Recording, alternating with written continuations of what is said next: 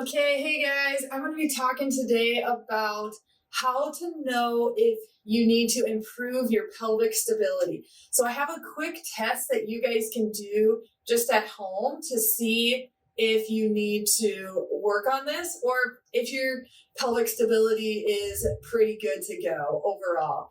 So this can be really helpful during pregnancy so that you prevent sciatica, prevent that lightning crotch, round ligament pain, and just low back pain in general, and also set yourself up for a better postpartum recovery. So if that sounds like something you're looking for, you're in the right place. Make sure that you subscribe to our channel for more videos just like this, and then also what to do if you do have that pelvic instability. I am going to give you a couple tips and exercises in future videos as well. So let's get right into it.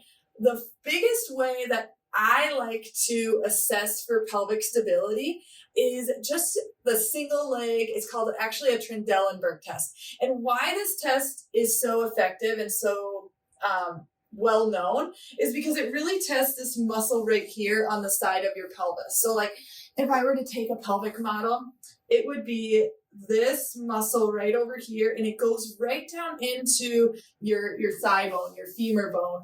And if this muscle is weak, what happens is when you're walking, every time you have one side that drops. So if this muscle is strong, you can make sure that the pelvis doesn't go through that shearing and shifting, and that's going to cause pain, especially if you have that laxity during pregnancy. So if you're at home, you might want to find like a wall or something to hold on to if you can, just to make sure that you're safe. So for the sake of this video, I'm going to grab a chair here. So you have the chair and you want to stand on one leg. I'll actually face you guys so you guys can see.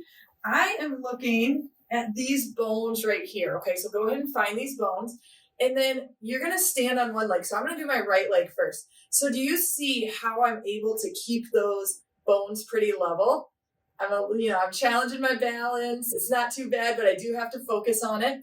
If I were to do that test again, and I felt this left side, if I felt that drop down, that would indicate that I'm not activating this muscle on the right side of my hip very well. And that's going to lead to decreased pelvic stability. So let's test my left side now, okay? So that's not too bad. Actually, it's a little bit harder than my right. So I might need to work on my left side a little bit. If I were to test it and it were to be like, oh, I definitely need to work on my pelvic stability, it's going to drop like that, okay?